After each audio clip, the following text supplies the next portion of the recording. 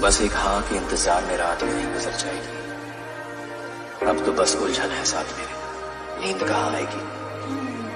सुबह की किरण न जाने कौन सा संदेश लाएगी, रिमझिम सी गुनगुनाएगी या प्यास अधूरी रह जाएगी।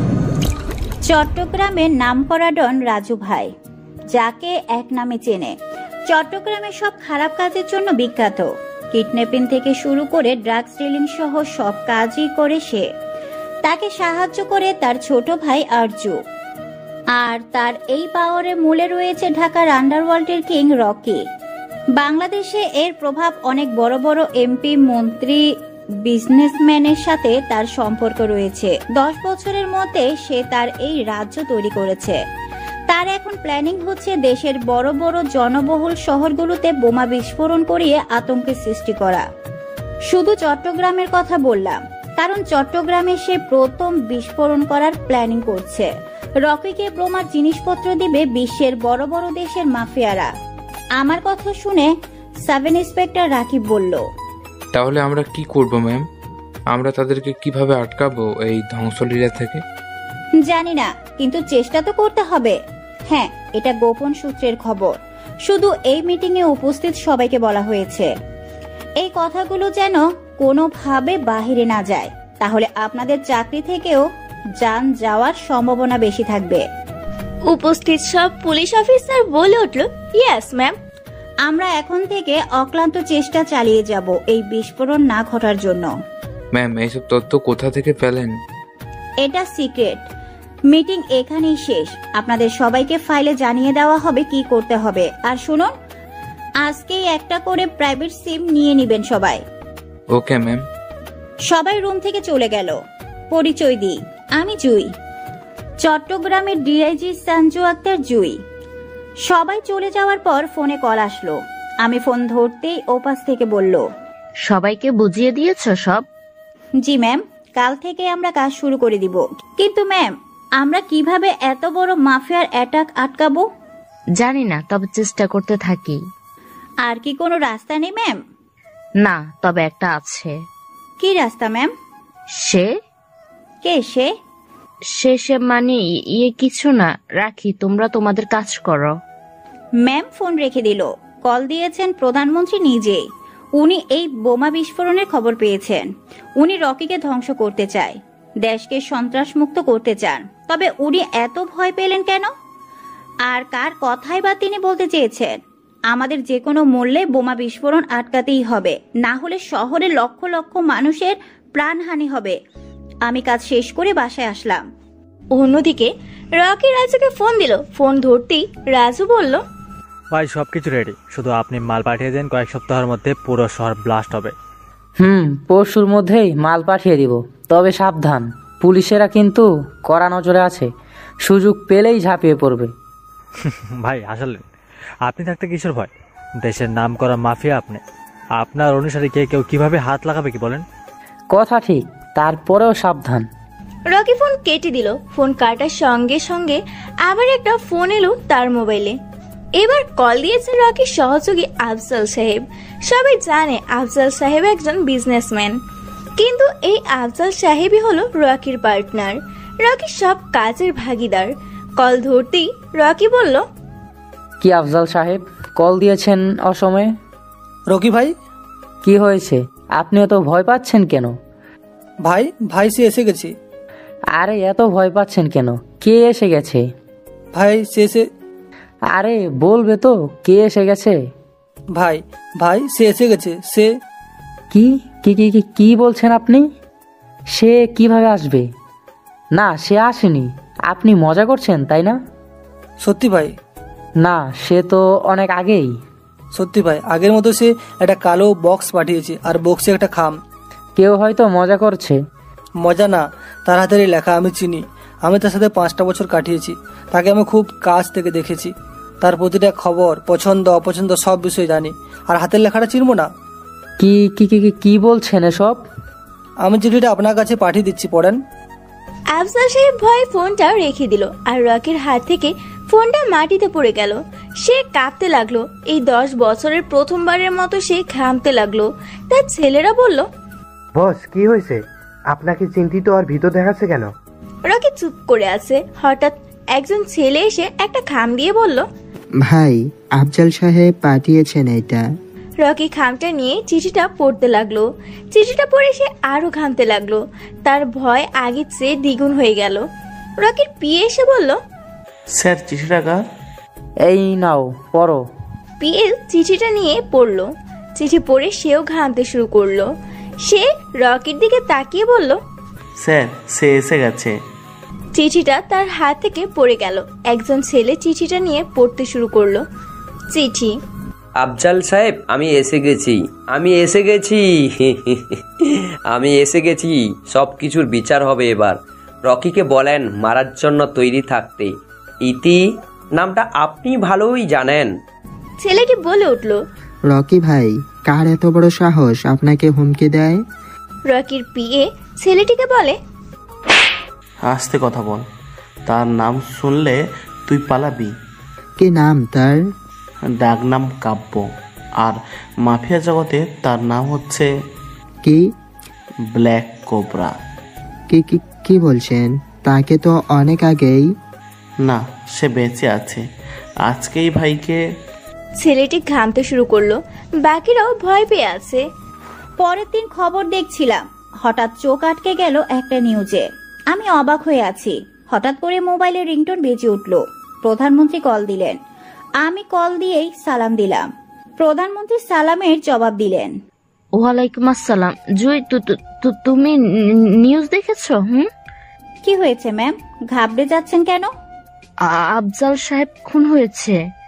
ম্যাম, উনি তো বিজনেসম্যান। ওনার শত্রু হয়তো মেরে দিয়েছে। না না, শত্রুরা না, সে মেরেছে। ম্যাম, এত ভয় পাচ্ছেন কেন? কে সে যার নাম নিতে আপনার এত ভয় হচ্ছে? সামনে টিভি অন আছে। জি ম্যাম। টিভিতে নিচের হেডলাইনে কি লেখা আছে দেখো। আমি টিভির দিকে তাকালাম। নিচে লেখা আছে, আফজাল সাহেবের মৃত্যু রহস্যজনকভাবে হয়েছে। খুনি একটা চিহ্ন রেখে গেছে, সাপের চিহ্ন। ম্যাম, খুনি তার এভিডেন্স রেখে গেছে।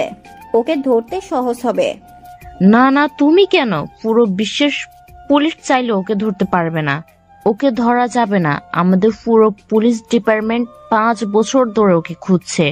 জানো সে কে? কে সে যাকে এত ভয় পাচ্ছেন আপনি? মাফিয়া জগতের কিং। পুরো বিশ্বে মাফিয়াদের লিস্টে এখনো শীর্ষে আছে ব্ল্যাক কোবরা। কে সে? তার নাম তো শুনিনি। সে গরিবের বন্ধু, দুর্নীতিবাজদের জন্য শত্রু, যার এক ইশারায় পুরো বিশ্বের মাফিয়া ভয় পেত। তার ফাইল আমাদের কাছে পাঠিয়েছে। সে এসেছে। রকি এতক্ষণে ভয়ে চুপসে গেছে। সে তার প্রোটেকশন বাড়িয়ে দিয়েছে হয়তো। ম্যাম, তার এত পাওয়ার?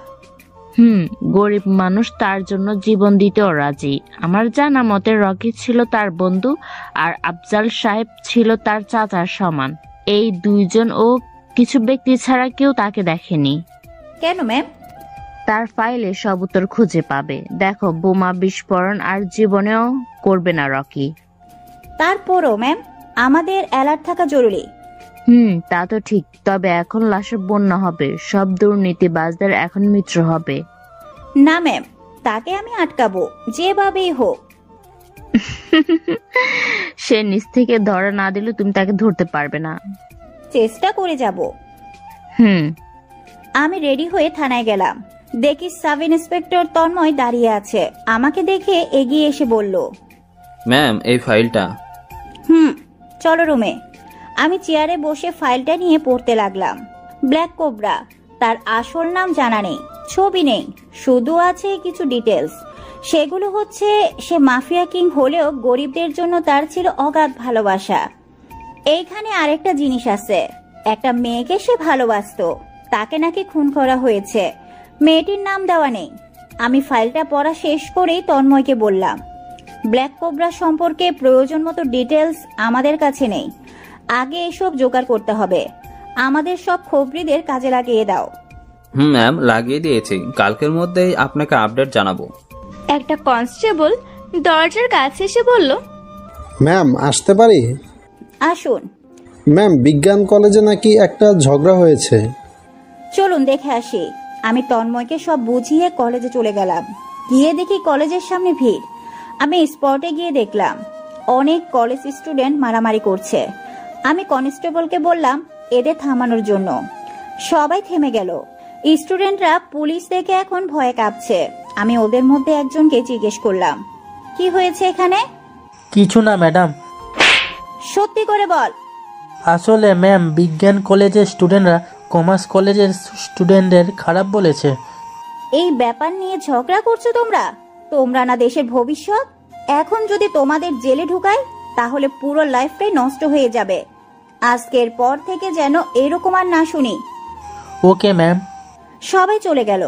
আমি গাড়িতে উঠতে যাব, তখন একটা হ্যাবলাকান্ত টাইপ লোক, চোখে বড় ফ্রেমের চশমা, শার্টটা ঢিলে ঢালা, তাও আবার ইন করা, বয়স আমার বয়সী হবে 30 কিংবা 32-এর মতো। সে এসে বলল, অনেক ধন্যবাদ ম্যাম, আপনি না আসলে আজ অনেক বড় অঘটন ঘটে যেত। কে আপনি? আমি বিজ্ঞান কলেজের নতুন ম্যাথ টিচার। আমি কল করে পুলিশকে জানিয়েছি। ভালো কাজ করেছেন। আপনাদের মতো সচেতন নাগরিকদের জন্য দেশ এখনো বেঁচে আছে। আসি, পরে দেখা হবে। জি ম্যাম। ওয়ালাইকুম সালাম। আমি গাড়িতে বসে পড়লাম। লোকটিকে দেখতে যেমন আমার তেমন মনে হয়নি। পরক্ষণে ভাবলাম আমি ওর কথা ভাবছি কেন। তবে লোকটির চেহারার মধ্যে একটা মায়া ছিল। আমি থানায় ফিরে আসলাম। থানায় আসার সাথে সাথে তন্ময় আমাকে একটা খাম এগিয়ে দিয়ে বলল, ম্যাম, আপনার জন্য চিঠি এসেছে। এই আধুনিক যুগেও কেউ চিঠি লিখে? হ্যাঁ, আমার তো জানা ছিল না। আমি খামটা নিয়ে খুলে দেখলাম একটা চিঠি আছে। চিঠিটা পড়তে লাগলাম। ম্যাম, আপনি অনেক সততার সাথে নিজের দায়িত্ব পালন করছেন, এতে আমি অনেক খুশি। তবে আমি এসে গেছি। এক এক করে সবাইকে মারবো।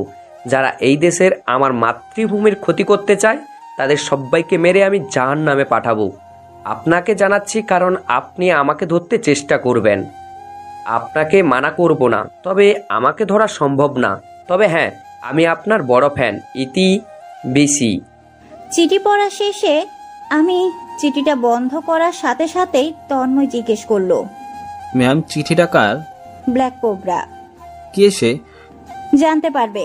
তুমি গিয়ে আজ থেকে 10 বছর আগের সব খবর চেক করো, সব ফাইল চেক করো। ব্ল্যাক কোবরা সম্পর্কে জানা দরকার। কিন্তু ম্যাম, বোমা বিস্ফোরণ?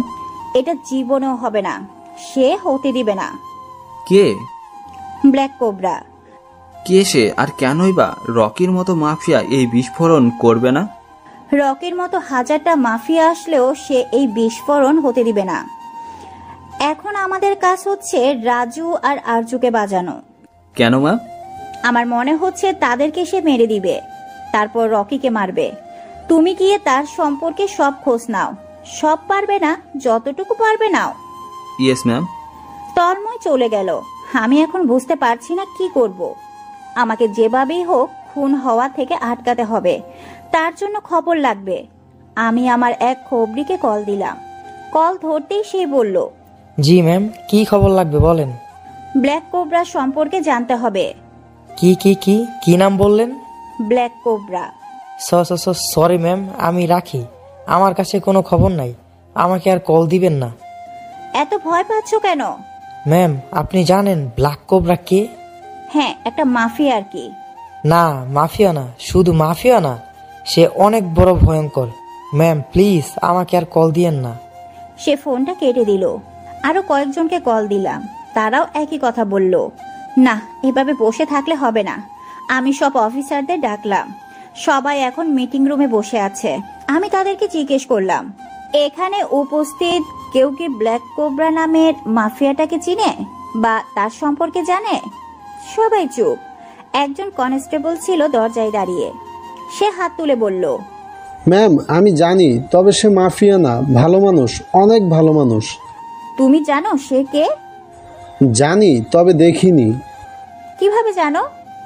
আজ থেকে 12 বছর আগে আমার কলেজে পড়ুয়া মেয়েটাকে কিছু নরপশু নির্মমভাবে রেপ করে। কথাটি বলতেই সে কান্না করে দিল। আমি জিজ্ঞেস করলাম, তারপর বলো কি হলো? আমি পুলিশ হয়েও এর ন্যায় বিচার পাইনি। থানায় রিপোর্ট লেখাতে আসলে রিপোর্ট লিখবে না বলে জানায়। আমি পুলিশ হয়েও সেই সময় কিছু করতে পারিনি। ওই ছেলেগুলোর টাকার কাছে আমার বিচার পাওয়া কোনোদিনই সম্ভব হয়নি। আমার মেয়েটা আত্মহত্যাও করতে চেয়েছিল, কিন্তু আমার কারণে পারেনি। আমি নিঃস্ব হয়ে গেলাম।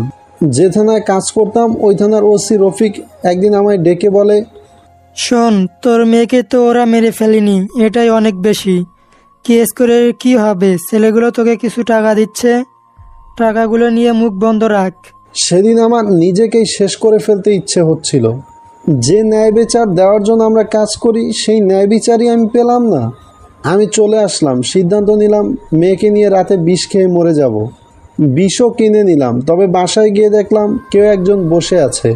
পুরো ঘর অন্ধকার, তাই লোকটাকেও দেখা যাচ্ছে না। আমার মেয়েকে ডেকে বললাম, মা, কে এই লোক?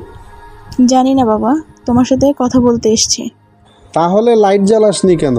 তখন লোকটি বলল, থাক নাহিদ সাহেব, আমি অন্ধকার জগতেরই লোক। আপনার মেয়ের সাথে যারা এইসব করেছে তাদের সবাইকে আমি শেষ করব। আপনার ন্যায় বিচার আমি করব। আপনি এই বিষয়ের বোতলটা বাইরে ছুঁড়ে মারেন। কেন জানি না ম্যাম, লোকটির কথা আমাকে বিশ্বাস জোগালো। আমি নিজে অবাধ্য হয়ে বোতলটা ছুঁড়ে মারলাম বাইরে। আমি লোকটিকে জিজ্ঞাসা করলাম, বাবা তুমি কে? আপনার সন্তান। আমার বোনের ন্যায় বিচার আমি করব। বাবা সত্যি তুমি পারবে? লোকটি অট্ট হাসিতে মেতে উঠল আর চেয়ার থেকে উঠতে উঠতে বলল, আপনাকে আমি বাবা ডাকবো। আপনার সততা আমার পছন্দ হয়েছে। যারা আপনার সাথে এমন করেছে তারা আজকের পর থেকে বেঁচে থাকবে না। বাবা আমি কি তোমাকে দেখতে পারবো? না। তোমার নাম কি? কাব্য। শুধু কাব্য? না, ব্ল্যাক কোবরা। আসি আব্বাজান, আবার হয়তো একদিন হুট করে এসে সালাম করে যাব আর আমার বোনটাকে দেখে যাব। আপনি চিন্তা করবেন না, আমার বোনের ব্যবস্থা আমি করেছি। কালকে পাত্রপক্ষ এসেই বিয়ে করে নিয়ে যাবে। তার কথার মাঝে আমি সততা খুঁজে পেয়েছি নিরীহ মানুষের প্রতি ভালোবাসা। আপনিই বলুন সেই মানুষটা কিভাবে সন্ত্রাসী হতে পারে? তারপরে লোকগুলোর কি হলো? পরের দিন পত্রিকা আসলো ওই ছেলেগুলোকে নাকি রহস্যজনকভাবে কারা নাকি খুন করেছে, সাথে একটা সাপের চিহ্নও রেখে গেছে। আর ওই ওসি সাহেবের কি হলো? ওনাকে ওই দিনের পর এখন পর্যন্ত খুঁজে পাওয়া যায়নি। তো আপনার মেয়ের বিয়ে হয়েছে কার সাথে? আমি জানি না, ছেলেটিকে আমি চিনি না। সে একটা কাজী আর কয়েকজন সাক্ষী নিয়ে এসে পরের দিনই বিয়ে করে নিয়ে গেল আমার মেয়েটাকে। তো আপনি খোঁজ নেননি ছেলেটি কে, কেমন? না, প্রয়োজন বোধ মনে করিনি। আমি আমার মেয়েটাকে 10 বছরেও দেখিনি। তাতে আমার আফসোস নেই। আমার মেয়ের সাথে ফোনে কথা হয়, সে সুখেই আছে। আপনি এসব পুলিশে জানাননি কেন?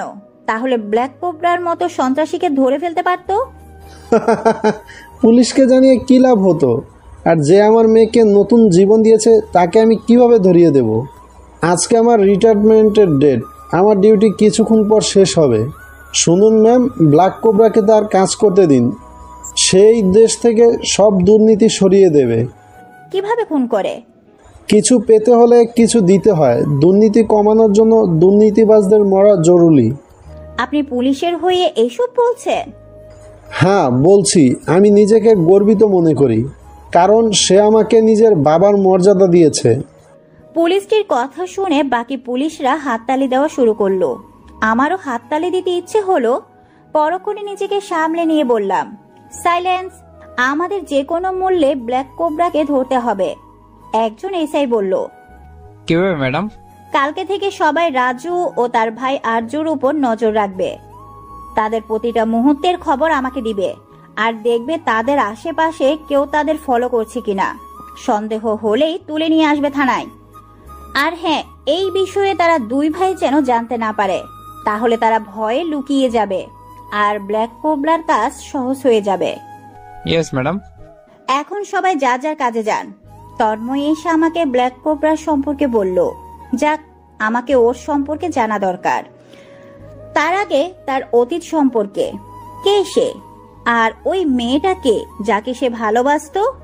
না, আমাকে ওই কনস্টেবলের সাথে কথা বলতে হবে। আমি ওই কনস্টেবলকে ডাকলাম।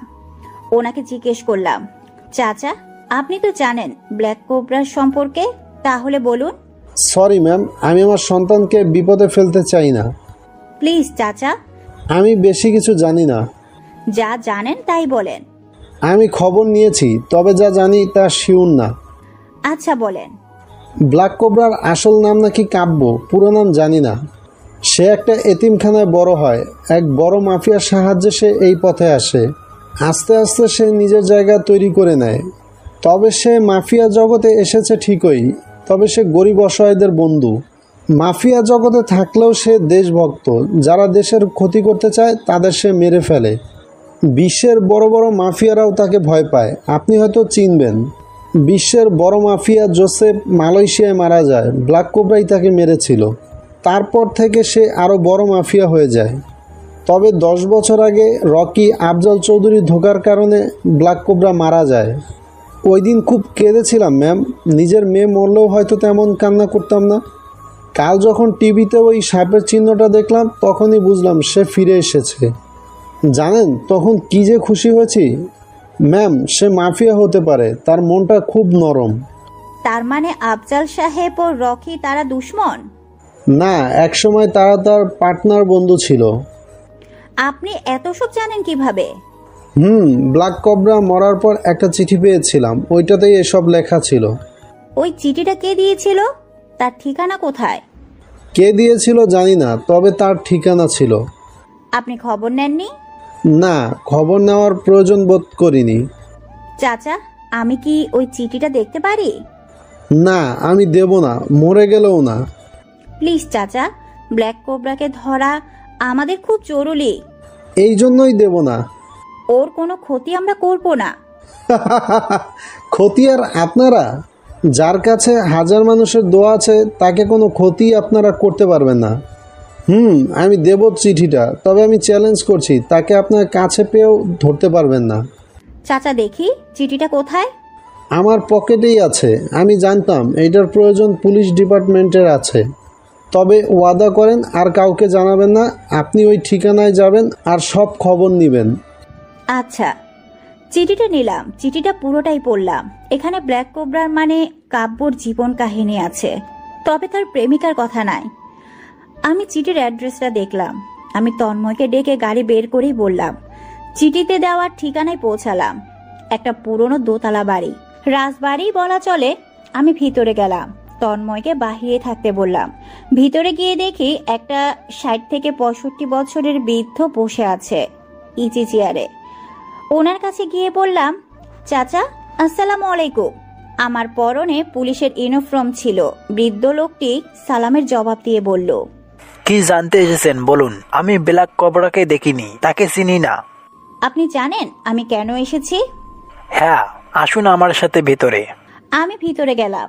অনেক বড় বাড়ি, বাড়ির সামনে একটা বড় ছবি, আর ছবিতে বৃদ্ধ লোকটির সাথে একটা মেয়ে, অপরূপ সুন্দরী যাকে বলে। একজন মেয়ে হয়েও আমার হিংসে হচ্ছে। আমি চাচাকে বললাম, চাচা এই মেয়েটিকে? আমার মেয়ে অধরা কাবেক, সরি, ব্ল্যাক কোবরার প্রেমিকা। কি বলেন? এই সে যাকে বাংলাদেশের মাফিয়া কিং ভালোবাসে? না, সে না, আমার মেয়ে তাকে ভালোবাসতো, তবে ব্ল্যাক কোবরার পরেই ওর প্রেম পড়েছিল। একটা মাফিয়াকে ভালোবাসে মানে? আমি কি আপনার মেয়ের সাথে দেখা করতে পারি? না। কেন? সে বেঁচে নেই। ওই নরপশুগুলো তাকে খুন করেছে। কারা? রকি আর তার সঙ্গী আফজাল। কি বলেন? হ্যাঁ, তারা ব্ল্যাক কোবরাকেও মেরে দিয়েছে। তবে কালকে খবরে দেখলাম সে বেঁচে আছে। একজনকে তো সে উপরে পাঠিয়েছে, বাকি জনকেও উপরে পাঠাবে। আপনি কি ব্ল্যাক কোবরাকে দেখেছেন? না, আমার মেয়েই দেখছে তাকে। আমি বেশি কিছু জানি না। আমার মেয়ে একদিন এসে বলেছিল, বাবা আমি একজনের প্রেমে পড়েছি, সে একজন মাফিয়া। আমি প্রথম এই কথাটা শুনে রেগে গেছিলাম। পরে ব্ল্যাক কোবরা সম্পর্কে জানার পর তার জন্য আমার সম্মান বেড়ে গেল। কি জানলেন? চাচা একটি ডায়েরি এগিয়ে দিয়ে বলল, এটা পড়িও, তাহলে জানতে পারবে। আমি সব উত্তর দিয়ে দিছি, এখন আমি ঘুমাবো। আর শুনেন, আপনি হাজার চেষ্টা করলেও তাকে ধরতে পারবেন না। এখন আসতে পারেন। আমি বাসা থেকে ডায়েরিটা নিয়ে বেরিয়ে আসলাম। তখনই প্রধানমন্ত্রী ম্যাডাম কল দিলেন। উনি বললেন, জুই, তুমি এখন কোথায়? আমি এভিডেন্স জোগাড় করছি ব্ল্যাক কোবরা সম্পর্কে। এসব পরে করিও, আগে আর্যকে বাঁচাও। ব্ল্যাক কোবরারা আমাকে কল দিয়ে বলেছে সে নাকি আর্যকে মারতে যাবে। আচ্ছা ম্যাডাম, আমি দেখছি। আমি তাড়াতাড়ি তন্ময়কে গাড়ি স্টার্ট দিতে বললাম। শহরের পুরো পুলিশদের সবাইকে আরজুকে প্রোটেক্ট করার জন্য নির্দেশ দেওয়া হলো। একজন মাফিয়াকে বাঁচানোর দরকার নেই, তবে ব্ল্যাক কোবরাকে বাঁচানো জরুরি। আরজুকে প্রোটেকশন দেওয়া হয়েছে, তার বাসায় চারিদিকে গার্ড। আরজু নিজেই ভয় পেয়ে আছে। রাজু আসেনি ওর কাছে, ওকে খুঁজে পাওয়া যাচ্ছে না। রাত 12টা বাজে। পুলিশদের সাথে কথা বলছি যাতে কড়া নজর রাখা হয়। তখনই একটা অপরিচিত নাম্বার থেকে কল আসলো। আমি কলটা ধরতেই ওপাশ থেকে বলল, জুই ম্যাম, আপনি আরজুকে বাঁচাতে গিয়ে রাজুর কথা ভুলে গেছেন। ব্রিজের নিচে তার লাশ আছে, নিয়ে যান। আমি কিছু পুলিশ নিয়ে সেখানে গেলাম। সত্যি সত্যি রাজুর লাশ আছে, তবে তা ব্রিজের নিচে ঝুলানো। তার লাশ দেখে শরীরের কাঁপুনে দিল। এত নির্মম ভাবে হত্যা কেউ করতে পারে আমার জানা ছিল না। আবারও ওই নাম্বার থেকে কল আসলো। কলটা ধরতেই ব্ল্যাক কোবরা বলল, জানি আপনার লাশ দেখে খারাপ লাগছে, তবে কি করব বলুন? যে আমার দেশের ক্ষতি করার চেষ্টা করবে তাকে তো আর এভাবে নরমালি ছেড়ে দিতে পারি না। এইসব বন্ধ করো। দেশের প্রতি ভালোবাসা আছে, কিন্তু দেশের মানুষের প্রতি নেই। এসব দেশদ্রোহীদের এভাবেই মারা উচিত। রাখছি। পরের টার্গেট আরজু, সেও মরবে, পারলে তাকে বাঁচিয়ে রাখেন। আপনি এসব পড়ছেন কেন? দেশের জন্য নাকি অধরার জন্য? ডায়েরিটা পড়বেন, সেখানেই সব পাবেন। আমি আপনার কাছেই আছি। আপনার জীবন সংকটে আছে। আপনাকে মারার জন্য লোক লাগানো হয়েছে, তবে তারা জানে না আপনাকে বাঁচানোর জন্য আমিই আছি। আমাকে বাঁচাবেন কেন? আমাকে তো চিনেন না আপনি। চেনা লাগবে না। আপনি সততার সাথে কাজ করেন, আর সৎ লোকদের বাঁচানোর জন্য আমি আছি। আর ব্ল্যাক কোবরা গ্যাংয়ের এটাই নীতি। কি? The crafty fear us, the honest join us, the heroic join us. মাফিয়াদেরও নীতি বলতে কিছু আছে নাকি? বাকিদের না থাকলেও আমার আছে।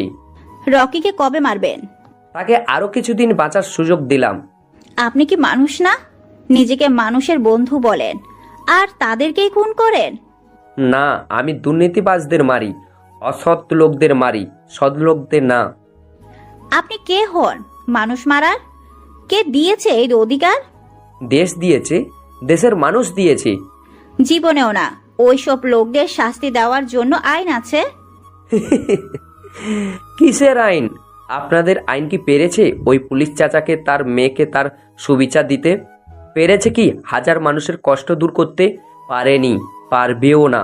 রাখছি ম্যাম, আবার কথা হবে। শুনুন, এই শুনুন। কল কেটে দিল সে। না, ব্ল্যাক কোবরাকে ধরতেই হবে। আমি লাশটাকে পোস্টমর্টমের জন্য পাঠিয়ে বাসায় চলে আসলাম। বাসায় এসে ফ্রেশ হয়ে ডায়েরিটা হাতে নিলাম। ডায়েরির প্রথম পেজে লেখা আছে, অধরা লাভ কাব্য। পরের পেজটা খুললাম। একটা তারিখ দেওয়া আছে, তারিখটা বোঝা যাচ্ছে না। যাক, আমি পড়তে লাগলাম। আমি অধরা চৌধুরী, বাবার একমাত্র মেয়ে। মা বেঁচে নেই। ছোট থেকে বাবা আমাকে মানুষ করেছে। মার আদরকে তা সে কোনোদিন বুঝতে দেয়নি।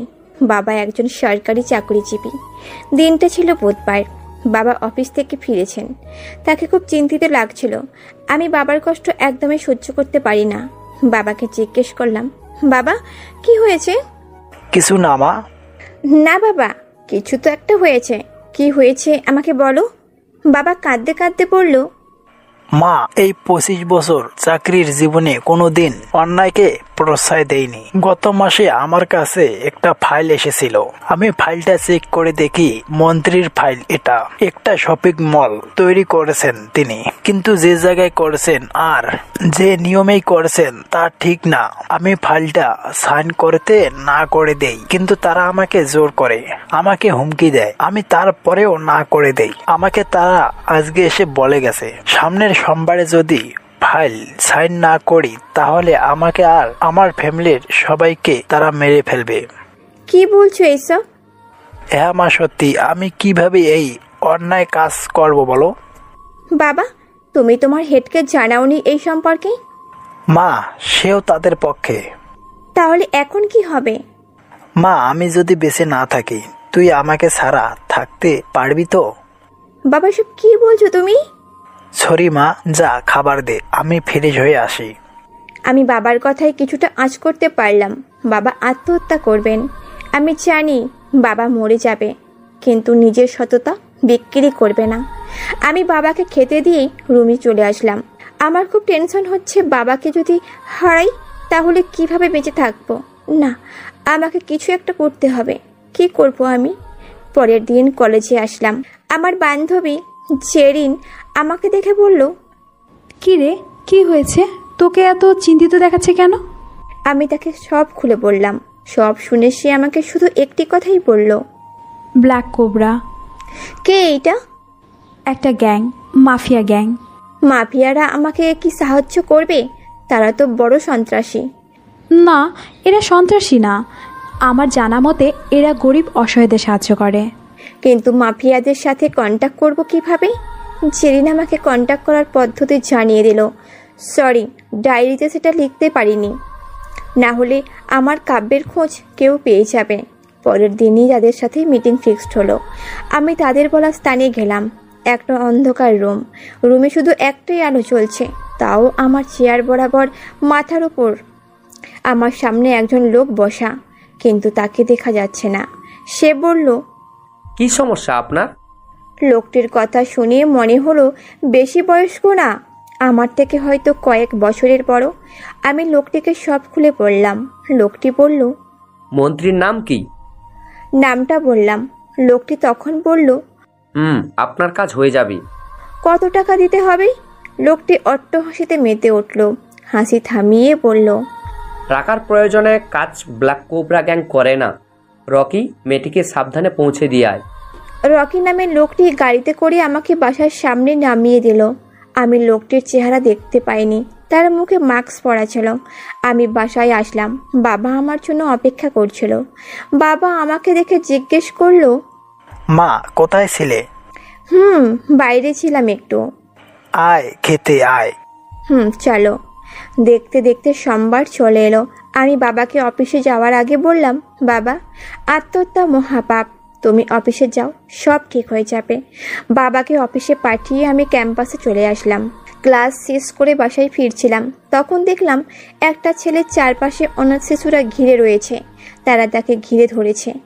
আমি তার কাছে যেতেই শুনতে পেলাম একটি বাচ্চা বলছে, ভাইয়া তুমি এতদিন পরে আসছো কেন? তোদের সব ব্যবস্থা করতেই সময় লেগে গেল। কি ব্যবস্থা ভাইয়া? চল সবাই, আজকের থেকে তোরা নতুন ঘরেই থাকবি। চলো। ছেলেটির কথাই মনে একটু সন্দেহ হলো। আমি ভাবলাম ছেলেটি হয়তো কিডন্যাপার, সেই জন্য ছেলেগুলোকে নিয়ে যাচ্ছে। তাই তাদের ফলো করতে লাগলাম। আমাকে ভুল প্রমাণিত করে ছেলেটি বাচ্চাগুলোকে একটা এতিমখানায় নিয়ে আসলো। এতিমখানায় ছেলেগুলোকে সে রেখে বিদায় নিয়ে চলে আসলো। আমি তার চলে যাওয়ার পরে এতিমখানায় গেলাম। এতিমখানার ম্যানেজারের সাথে কথা বলে জানতে পারলাম ছেলেটির নাম কাব্য। সেও একজন এতিম ছিল। এখন নাকি প্রতি মাসে লক্ষ লক্ষ টাকা এই এতিমখানায় দিয়ে যায় সে। আমি তার বাড়ির ঠিকানা জানতে চাইলাম, কিন্তু ম্যানেজার দিতে পারল না। আমি এতিমখানা থেকে বের হচ্ছিলাম, ওই সময় দেখি ছেলেটি আমার সামনে আসে। আমাকে টানতে টানতে একটা শুনশান এলাকায় নিয়ে যায়। আমি চিৎকার করতে পারছি না ভয়ে। আমি তাকে বললাম, আমাকে কোথায় নিয়ে যাচ্ছেন? এবার সে থেমে বলল, আমার পিছু নিচ্ছিলেন কেন? না মানে। কি না মানে করছেন? আসলে আপনাকে রাস্তায় ছেলেগুলোর সাথে দেখেছিলাম, আমি মনে করেছি আপনি কিডন্যাপার, তাই।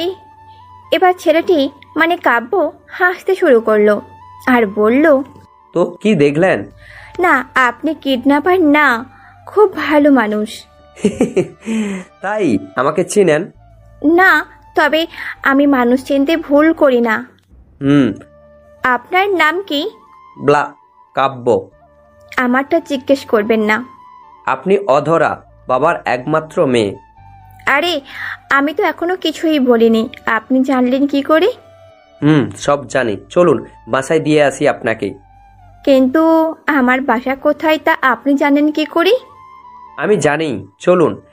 এতক্ষণ আশেপাশে কোনো গাড়ি ছিল না। একজন লোক এসে কাব্যের সামনে একটা বাইক দিয়ে চলে গেল। মুখে মাস্ক পরা ছিল। আমার কেমন জানি না মনে হলো মাস্কটা পরিচিত। আমি বাইক দেখে বললাম, আপনার সাথে বাইকে করে যাব কেন? আপনার বাইকে চড়তে ভালো লাগে তাই। আপনি আর কি কি জানেন? আপনি যা জানেন না তাও আমি জানি। বসুন এবার। আমি বাধ্য হয়ে বাইকে উঠলাম। কাব্য বাইক স্টার্ট দিল। এই প্রথম কোনো অপরিচিত ছেলের সাথে বাইকে করে যাচ্ছে, তাও মাত্র কয়েক মিনিটের পরিচয়ে। তবে 1000 বছরের আপন মনে হচ্ছে। কাব্য আমাকে বাসায় ড্রপ করে দিল। আমাকে নামিয়ে দিয়ে সে একটি কথাও বলল না। আমি বাধ্য হয়ে পড়লাম, আপনি কি করেন বলুন তো? কিচ্ছু না। তাহলে এতিমখানায় এত টাকা দেন কেন? আমি জানি এতিমদের কষ্ট, তাই। আপনি অনেক রহস্যে ঘেরা। তাই তো আমি ব্ল্যাক কোবরা, বিড়বিড় করে বললাম। কে বললেন? কিচ্ছু না, আসি, কালকে আবার দেখা হবে। আপনি কি করে জানেন? আমি জানি। হুম। এই যে শুনেন মিস অধরা। কি? আপনি না বলেছিলেন আমার যা লাগবে তাই দিবেন? কবে বলেছিলাম? ভেবে দেখুন, তারপর কালকে বলবো কি লাগবে। আমি আর কিছু জিজ্ঞেস না করেই বাসায় চলে আসলাম। ভাবতে লাগলাম কবে আবার একে বললাম তার যা লাগবে তাই দিব। হঠাৎ বাড়ির ভেতরে ঢুকতেই আব্বু এসে বলল, মা। আব্বু, কি হয়েছে?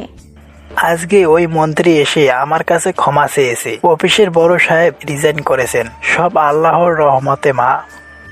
আব্বু। যা মা যা, ফ্রেশ হয়ে আয়, আজ বিরিয়ানি রান্না করছি। আব্বু জানো এই কাজ কে করেছে? যাক, না জানাই ভালো। ওই লোকটিকে ধন্যবাদ জানানো দরকার। মাফিয়া হলেও ভালো। যাক, আমি ফ্রেশ হতে ওয়াশরুমে গেলাম। আজকে সারা দিনের কথাগুলো ভাবছিলাম। তখনই মনে হলো ওই মাস্ক পরা ছেলেটির কথা। ওই মাস্ক তো সেই লোকটির মানে রকির মুখেও দেখেছি, যে ব্ল্যাক কোবরা গ্যাংয়ের লোক। তার মানে কাব্যকে ব্ল্যাক কোবরার গ্যাংয়ের সাথে জড়িত? না, আমাকে জানতেই হবে কে এই কাব্য। আমি সারা রাত আর ঘুমাতে পারিনি। মাথায় শুধু কাব্যের বিষয়টি ঘুরছে। পরের দিন কলেজে গেলাম। যাবার পথে কাব্যের সাথে দেখা। 2টা কালো গাড়ি থেকে নামছে, সাথে কিছু লোক। তবে আজকের লোকগুলো মাস্ক পরেনি। আমাকে দেখে কাব্য বলল, কেমন আছেন মিস অধরা? আপনি কি? কেন, আমাকে তো চেনেন, আমি কাব্য। না, আপনি কাব্য নন। কে আপনি? কি আপনার পরিচয়? জানতে চাও? হ্যাঁ। শোনো তাহলে, মাত্র 1 মাস বয়স আমার মা আমাকে ডাস্টবিনে ফেলে চলে গিয়েছিল।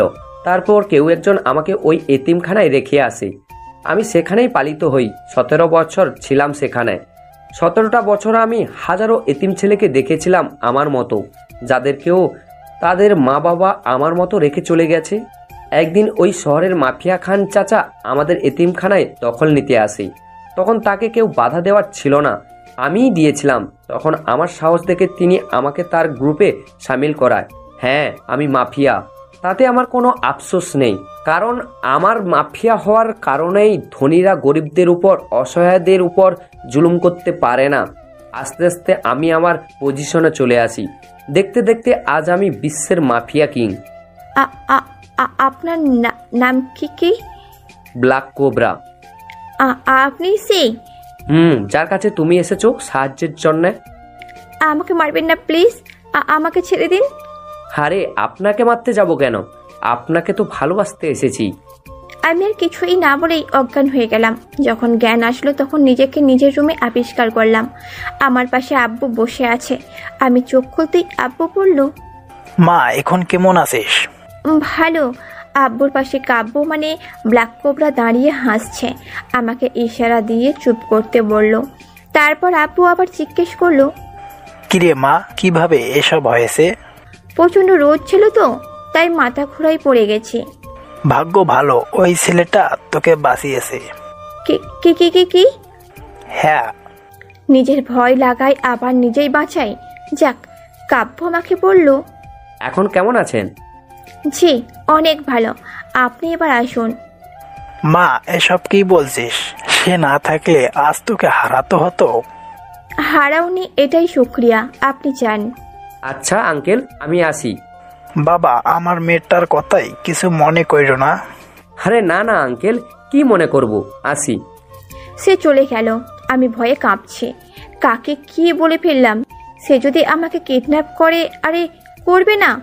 সে আমাকে ভালোবাসে, আমি তার চোখেই দেখেছি। তবুও বলা যায় না, মাফিয়া তো।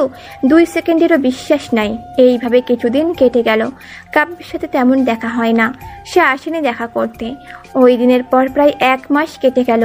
হঠাৎ করেই একদিন অচেনা নাম্বার থেকে কল আসলো। রিসিভ করতেই হ্যালো, আমি কাব্য বলছি। কোন কাব্য? ভুলে গেলেন? মাফিয়া কাব্য। কেন ফোন করেছেন? খোঁজ নিতে। কেন নেবেন? আমি কি আপনার? রাখেন ফোন। কালকে একটু দেখা করবে? না। আচ্ছা ঠিক আছে। কুত্তা, তুই মাফিয়া হয়েছিস, কি হয়েছে? মেরে হাড়গোড় না এক করে দেব, শালা খচ্চরের বাচ্চা। কাল দেখা না করলে তোরেও আমি খাইছি। আপনি এত রেগে যাচ্ছেন কেন? এই কুত্তা, তুই কথা বলবি না? এই 1 মাস কই ছিলিস? আমি আসলে রাখ তোর, আমি কাল একবার হাতের কাছে পাই তোরে আমি দেখে নেব। সে কিছু বলল না, শুধু হাসলো। তার সাথে সাথে কলটা কেটে দিল। আমার রাগে মাথা ফেটে যাই অবস্থা। দেখা করতে বলে জায়গাটির নাম বলেনি কেন? না, হঠাৎ করে মোবাইলের মেসেজ টোনটা বেজে উঠলো। কাব্যের নাম্বার থেকে মেসেজ এসেছে। সে আমাকে পার্কে দেখা করতে বলেছে। আমি খুশিতে লুঙ্গি ড্যান্স দিতেছি।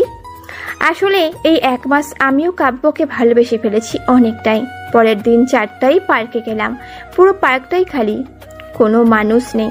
দূরে দেখেছি কিছু কোট পরা মানুষ ফুচকা, বাদাম আরও অনেক কিছু নিয়ে দাঁড়িয়ে আছে। আমি দেখে হাঁ হয়ে আছি। স্যুট পরে কেউ কিভাবে বাদাম বিক্রি করে! হায় রে, ডিজিটাল যুগ। আমি পার্কের ভেতরে গেলাম। আজ আমি নীল শাড়ি পরে এসেছি। দূরে দেখি কাব্য নীল পাঞ্জাবি পরেছে, হাতে সিগারেট। এই জিনিসটা আমার ভালো লাগে না। কেউ সিগারেট খেলে আমার সহ্য হয় না, কিন্তু কাব্যের হাতে বেশ মানিয়েছে। আমি তার কাছে গেলাম। সে হাতের সিগারেটটা এখনো ফেলে দেয়নি। আমি রাগ করে বললাম, সিগারেট খান কেন? এটা আমার আজীবনের সঙ্গী।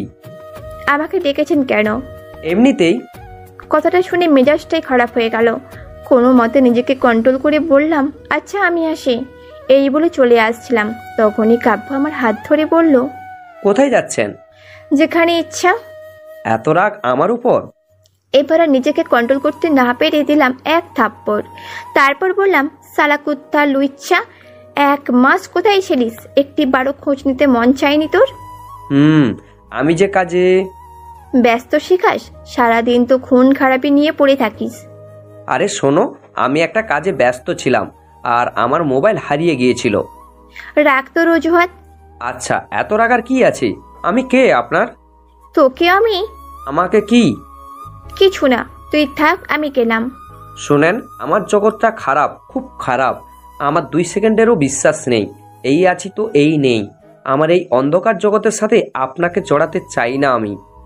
আমি ওরে জড়িয়ে ধরে বললাম, সমস্যা নাই, আমিও না হয় তোমার সাথেই মরবো।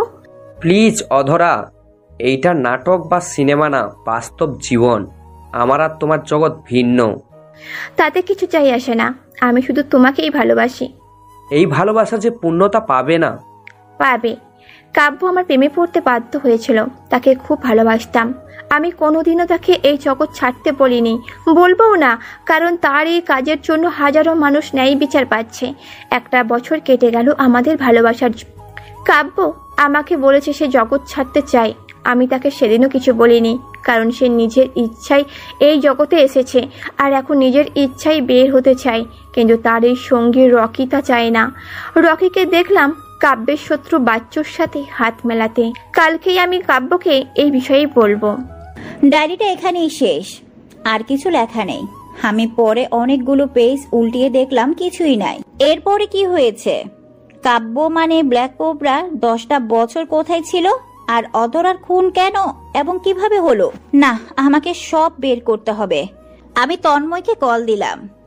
তাকে কল দিয়ে 10 বছরের পুরনো কোনো অধরার মার্ডার কেস আছে কিনা দেখতে বললাম। আমার সব জানতে হবে, আর এইদিকে এই আরজুও লুকিয়ে আছে, এরও খুঁজতে হবে। পরের দিন থানায় যাচ্ছিলাম, তখনই পথে দেখলাম কলেজের সেই টিচারকে। আমি গাড়ি থামিয়ে তাকে বললাম, এই যে মাস্টার মশাই, কোথায় যাচ্ছেন? ম্যাডাম, আপনি? আসসালামু আলাইকুম ম্যাম, কেমন আছেন? ভালো। কোথায় যাচ্ছেন? এই তো সামনে একটা কাজ আছে। আসুন, আমি নামিয়ে দিচ্ছি। আরে না ম্যাডাম, আমি চলে যেতে পারবো। আরে আসুন। জি। আপনার নাম যেন কি? জি, কাব্য। ভালো, আমি জুই। আমরা হয়তো একই বয়সী। তো কেমন চলছে দিনকাল? ভালো। আচ্ছা, একটু ওয়েট করেন, আমার খবরই কল দিয়েছে। আমি কল ধরে বললাম, কি হয়েছে, কিছু কি জানতে পেরেছিস? হ্যাঁ ম্যাম, আরজু তার বাংলাতে লুকিয়ে আছে। কি? কুত্তার বাচ্চাটা বাংলোতে লুকিয়ে আছে? আচ্ছা, তুই সেখানে দাঁড়া, আমি পুলিশ ফোর্স নিয়ে আসছি। কি হয়েছে ম্যাম? রাজুর ভাই আরজুকে পাওয়া গেছে, তাকে ধরতে যাব। আপনাকে এখানে নামিয়ে দিলে কোনো প্রবলেম হবে না তো? আরে না ম্যাম, আমি আসি। শুনেন কাব্য সাহেব, এটা আমার কার্ড, প্রয়োজন হলে কল দিয়েন। আচ্ছা। কাব্যকে নামিয়ে দিয়ে আমি থানায় আসলাম। সবাইকে সব প্ল্যান বুঝিয়ে দিয়ে আমরা বাংলোর উদ্দেশ্যে বের হলাম। কিন্তু বাংলোতে পৌঁছে আমরা সবাই অবাক হয়ে গেলাম। পুরো বাংলোতে রক্তের ছড়াছড়ি, অনেকগুলো লাশ, তার মধ্যে আরজুরও লাশ আছে, বাকিগুলো তার বডিগার্ড আর গুন্ডাদের। আরজুর লাশের পাশে একটা চিঠি আছে, আমি চিঠিটা নিয়ে পড়লাম। প্রিয় ডিআইজি ম্যাম, আরজুর সময় শেষ, তাই ওকেও উপরে পাঠিয়ে দিলাম। এটি ব্ল্যাক কোবরা। এই ব্ল্যাক কোবরাকে ধরা প্রয়োজন। না, এভাবে ওরে খুন করতে দেওয়া যাবে না। যেভাবেই হোক আমাকে আটকাতেই হবে। পুরো 2 সপ্তাহ কেটে গেল, কিন্তু এই ব্ল্যাক কোবরা সম্পর্কে কিছুই জানা গেল না। উপর থেকে প্রেসার দিচ্ছে সবাই। একদিন বাসায় ফিরছিলাম গাড়িতে করে, হঠাৎ অর্ধেক রাস্তায় এসে গাড়িটা খারাপ হয়ে গেল। গাড়ি থেকে বের হয়ে দেখি গাড়ির চাকা নষ্ট হয়ে গেছে, ঠিক করতে সময় লাগবে। আমি গাড়িতে হেলান দিয়ে দাঁড়িয়ে আছি, হঠাৎ করে কয়েকজন লোক আমার সামনে এসে আমাকে গুলি করে দিল। তারপর আর কিছুই মনে নেই। যখন জ্ঞান ফিরে তখন নিজেকে হাসপাতালের বেডে আবিষ্কার করলাম। আমার সামনে আমার আব্বু আম্মু বসে আছে, ওনারা কাঁদছে। আমার জ্ঞান ফিরে আসতে দেখেই বলল, মা, এসব কিভাবে হলো? জানি না, কিছু লোক এসে আমাকে গুলি করে দিল। আমি সুস্থ হয়ে তারপর এক এক করে সবাইকে মারবো। তোমরা চিন্তা করো না, আমার কিচ্ছু হবে না। আমাকে ড্রাইভার নিয়ে এসেছে এখানে, তাই না? না, কাব্যর নামে একটা ছেলে। কোথায় সে? আম্মু আব্বু কাব্যকে ডাক দিল। আরে, এটা তো মাস্টার মশাই। আমি ওনাকে দেখে বললাম, আপনি তাহলে আমাকে বাঁচিয়েছেন? জি, এটা আমার কর্তব্য। ধন্যবাদ আপনাকে। আম্মু বলল, বাবা, তুমি না থাকলে আমার মেয়েটার যে কি হতো। আরে আন্টি, কি বলছেন? আল্লাহ যা করে ভালোর জন্যই করে। বাবা, তোমার বাড়ি কোথায়? জি, আমি গ্রাম থেকে এসেছি, এখানে লেখাপড়া করে একটা কলেজে শিক্ষকতা করি। ভালো। আচ্ছা, আমি এখন আসি আন্টি। আচ্ছা। আর ম্যাম, আপনি সাবধানে থাকবেন। ধন্যবাদ কাব্য সাহেব। ধন্যবাদ বলার কিচ্ছু নেই, আসি আমি। কাব্য চলে গেল। ছেলেটি অনেক ভালো, আমার ওরে দেখলে কেমন জানি একটা ফিল হয়। তার ওই হাবা গোবা টাইপ চেহারাটা খুব ভালো লাগে। যাক, ডাক্তার বলেছে আমার ঠিক হতে প্রায় 2 সপ্তাহ লাগবে। কিন্তু এতদিন যদি আমি হাসপাতালে থাকি তাহলে ব্ল্যাক কোবরা তার কাজে সফল হবে। আমাকে বাকি খুন হওয়া থেকে আটকাতে হবে। আমি তন্ময়কে ডেকে সব কাজ বুঝিয়ে দিলাম। খবর পেয়েছি রকিও নাকি চট্টগ্রামে চলে এসেছে। সে নাকি বোমা বিস্ফোরণ করবে। তাকে সাহায্য করছে মাফিয়া সুইং। সুইং নাকি মালয়েশিয়ার মাফিয়া। সে হচ্ছে তারই ভাই, যাকে ব্ল্যাক কোবরা মেরেছে 10 বছর আগে। দুশ্মন এখন বন্ধু। তবে আমার মনে হয় না তারা তাদের কাজে সফল হবে। এভাবে কয়েকটা দিন কেটে গেল। এই কয়েকদিনে কাব্য প্রতিদিন আমাকে দেখতে এসেছে। ছেলেটার প্রতি আমার মায়া জন্মে গেছে। আমি কি তাহলে তার প্রেমে পড়ে গেছি? ধ্যাৎ, কি ভাবছি আমি? সে যদি বিবাহিত হয় তাহলে? না, তার কাছ থেকে জানা দরকার। এসব ভাবছি তখনই মোবাইলে আননোন নাম্বার থেকে কল আসলো। আমি ফোনটা ধরতেই ওপাশ থেকে ভেসে আসলো, ম্যাম ভালো আছেন? আপনি এভাবে খুন করে যাচ্ছেন কেন? আইন আছে, আইন তাদের বিচার করবে। আইন বিচার করবে? হ্যাঁ। আমি আইন মানি না। টিভিটা অন করেন। আমি টিভি অন করে অবাক হলাম। যে লোকগুলো আমাকে হামলা করেছিল তাদের লাশ আমার সামনে টিভির স্ক্রিনে দেখা যাচ্ছে। আমি ব্ল্যাক কোবরাকে বললাম, আপনি ওদেরকেও মেরে দিলেন? কিভাবে পারেন? আমি বলেছিলাম ন্যায়ের পক্ষে আমি সারা জীবন আছি। আপনি সৎ, তাই আপনাকে যারা আঘাত করেছে তাদের উপরে পাঠিয়ে দিলাম। কেন করছেন এসব? দেশকে দুর্নীতি মুক্ত করছি। এভাবে? অধরার কি হয়েছিল? কেন জানতে চান? আমার জানা খুব জরুরি। শুনবেন? বলেন। ওপাশে অনেকক্ষণ নীরবতা ছিল। হঠাৎ কান্নার আওয়াজ পেলাম। সে কাঁদছে। কাঁদতে কাঁদতে আমাকে বলছে, অধরা রকির বেঈমানির ব্যাপারে আমাকে বলার জন্য আসছিল। সে কথাটি আফজালকে জানিয়েছিল। আর এই আফজাল রকির সাথে হাত মিলিয়ে আমার অধরাকে আপনার অধরাকে কি মেরে দেয়, আর আমাকেও। ভাগ্য সহায় ছিল বলে সেই দিন আমি বেঁচে গেলাম, আর এই রকিকে আমি মেরেই ছাড়বো। শুনলাম সুইংও নাকি রকির সাথে হাত মিলিয়েছে, দুজনকেই মারবো, তারপর আমার কাজ শেষ। তারপর কি করবেন? কিচ্ছু না, হারিয়ে যাব আবার। আপনি ভালো মানুষ, প্লিজ এসব করেন না, ছেড়ে দেন এসব, আপনাকে কেউ কিছু করবে না। আপনার আইন আমার নামে ভয় পায়, আর আপনি বলছেন তারা আমার কিছু করবে? রাখি ম্যাডাম, ভালো থাকবেন, আর দোয়া করি তাড়াতাড়ি সুস্থ হয়ে উঠুন। হ্যালো হ্যালো, সে কল কেটে দিল। না, একে আটকাতেই হবে যে কোনো মতে। কিছুক্ষণ পর দেখি কাব্য আসে আমার কাছে। ওকে দেখে মনটা ভালো হয়ে গেল। কাব্যর দিকে তাকিয়ে দেখলাম তার চোখ ফোলা। সে কি কান্না করেছে নাকি? কাব্য সাহেব, কান্না করেছেন নাকি? না, চোখে কিছু একটা পড়েছে হয়তো। আমি পুলিশ বলে আমার মনটা পাথরের না, আমি সব বুঝি। কাঁদছেন কেন? বউয়ের সাথে ঝগড়া হয়েছে নাকি? বিয়েও করিনি এখনো, বউ আসবে কোথা থেকে? বিয়ে করেননি তাহলে তো রাস্তা ক্লিয়ার আমার, তো কাঁদছেন কেন? কিছু পুরনো স্মৃতি মনে পড়ে গিয়েছিল। কি স্মৃতি? বাদ দেন, কিচ্ছু না। কেন? আচ্ছা এখন বলেন, কেমন লাগছে আপনার? ভালো, কালকে থেকে চাকরিতে জয়েন করব। আপনাকে তো ডাক্তার রেস্ট করতে বলেছি। দেশ আগে, জীবন পরে। বুঝলাম, কিন্তু এই অসুস্থ শরীর নিয়ে কিভাবে কাজ করবেন? এটা সমস্যা হবে না। আপনার ইচ্ছা, তবে আপনার দেশভক্ত আর সততা দেখে আমি মুগ্ধ। তাই শুধুই মুগ্ধ, আর কিছু না। আর কিছু কি? কিছু না। আচ্ছা আমি এখন আসি, কালকে দেখা হবে না হয়। এইমাত্র এসেছেন, আর একটু বসেন, কফি খাই একসাথে। আচ্ছা। আমি কনস্টেবলকে কফির জন্য পাঠালাম। কাব্যকে বললাম, তো কাব্য সাহেব, গার্লফ্রেন্ড কেমন আছে আপনার? এসব নেই আমার। আপনার মতো এত হ্যান্ডসাম ছেলের গার্লফ্রেন্ড নাই বললে চলে? আমি হ্যান্ডসাম? হাসেন কেন? সত্যিই তো বললাম। আপনি প্রথম ব্যক্তি যে আমার তারিফ করছে। সত্যি বলছি। ধন্যবাদ। তো বিয়ে করার ইচ্ছে নাই? ভালো পাত্রী পেলে করব।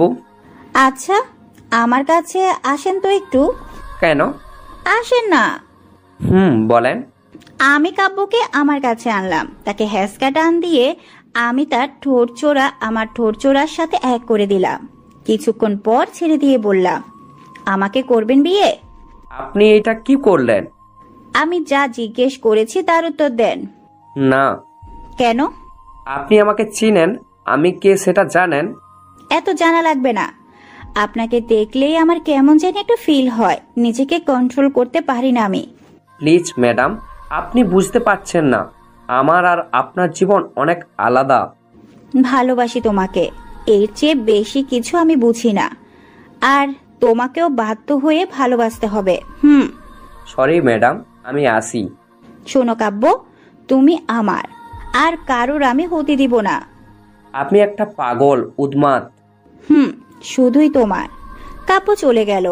যাক, আমি আমার মনের কথাটা বলে হালকা হয়েছি।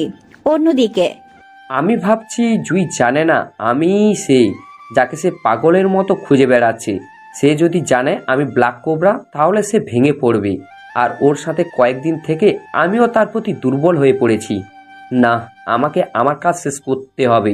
যারা আমার অধরাকে হত্যা করেছে, আমার দেশকে ধ্বংস করতে চাইছে, তাদের সবাইকে আমি মাটির সাথে মিশিয়ে দেব। আমাকে এই জুইয়ের কাছ থেকে দূরে থাকতে হবে। সে আমার আসল পরিচয় জানে না বলে এসব করছে। যাক, এখন আমাকে এই রকি আর সুইংকে আটকে রাখতে হবে। তারা কুকুরের লেজের মতো আজীবনই বাঁকা থাকবে। রাফিকে কল করা দরকার, তার থেকে ওদের বিষয়ে খবর নিতে হবে। যাক, আমাকে আমার কাজ যে কোনো মূল্যেই শেষ করতে হবে। অপরদিকে জুই হসপিটালে বসে আছে। ম্যাম, আপনার কফি। একটা আমাকে দাও, আর একটা তুমি খাও। আচ্ছা ম্যাম। আজকে থেকে এই হাসপাতালের জীবন থেকে ছাড়া পাবো, দম বন্ধ হয়ে আসে এখানে। কালকে থেকে আবার কাজে জয়েন করব। যে করেই হোক ব্ল্যাক কোবরাকে ধরতে হবে, আর ওই কাব্যকে আমার করে নিতে হবে। দেখি কি করে সে আমার ভালোবাসাকে না করে?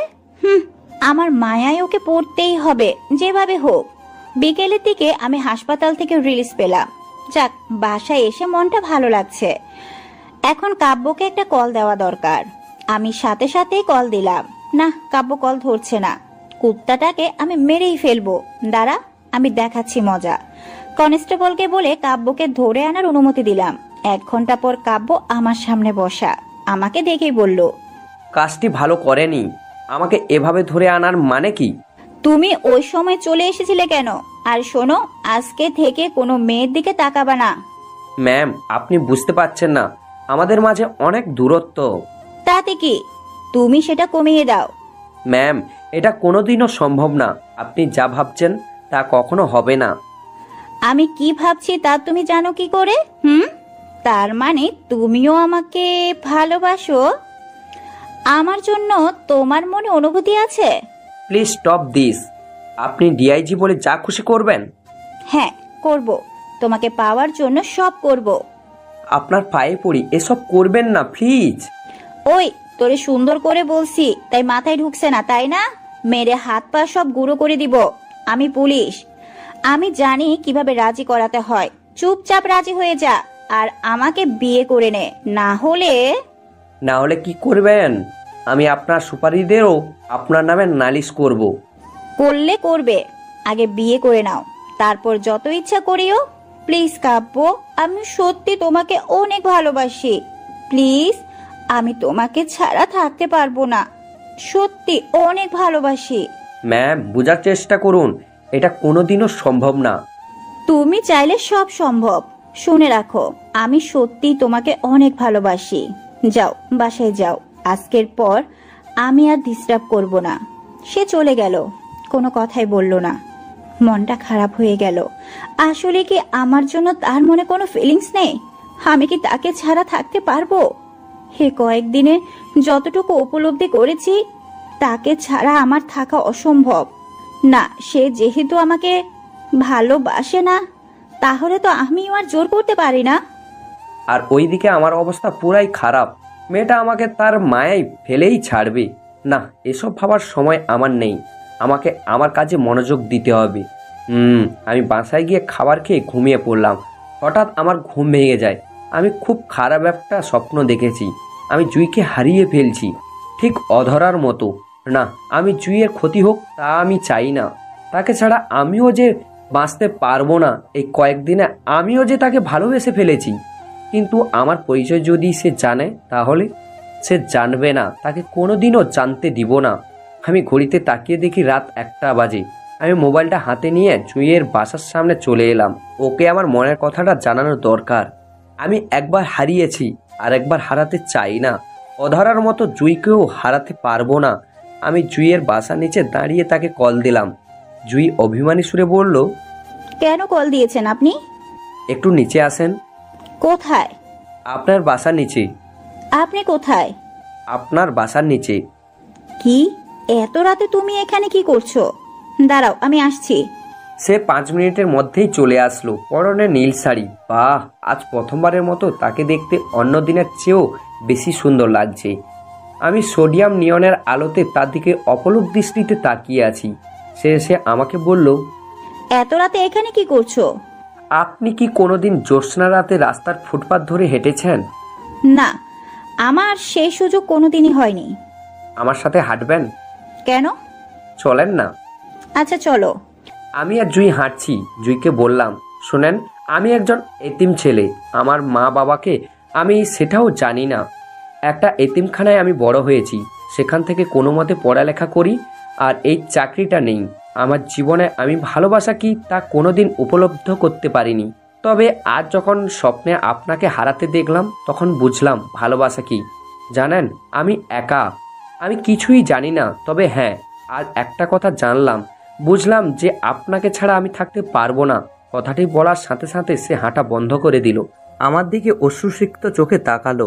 আমি ওকে বললাম, জুই, আপনি কি পারবেন আজীবন আমার হাতে হাত রেখে চলতে? জুই কিছু না বলে আমাকে জড়িয়ে ধরে কেঁদে দিল। আমি ওকে বললাম, কাঁদছেন কেন? এটা সুখের কান্না। আজকে আমি আমার ভালোবাসাকে পেয়েছি। কাব্য, তোমাকে আমি কোনো দিনই ছেড়ে যাব না। হুম। আপনি না, তুমি করে বলবে প্লিজ। আচ্ছা, এবার কান্না থামাও। কালকেই তুমি আমার বাসায় বিয়ের প্রস্তাব নিয়ে আসবে, আমরা দ্রুতই বিয়ে করব। এত তাড়া কিসের? আগে আপনি আপনার কাজ করুন। আপনি না ব্ল্যাক কোবরাকে ধরবেন, বোমা বিস্ফোরণ থেকে শহরকে বাঁচাবেন। এটা সমস্যা না, আমার মনে হয় না ব্ল্যাক কোবরাকে ধরতে পারবো, তবে চেষ্টা করব। আর বোমা বিস্ফোরণ হবে বলে মনে হয় না, ব্ল্যাক কোবরা সবাইকে শেষ করে দিবে। তুমি পুলিশ হয়ে মস্তানের সঙ্গ দিচ্ছ? সমস্যা নাই, মাস্তানটা ভালো। এইসব বাদ দাও, চলো আইসক্রিম খাবো। এত রাতে? আচ্ছা চলো।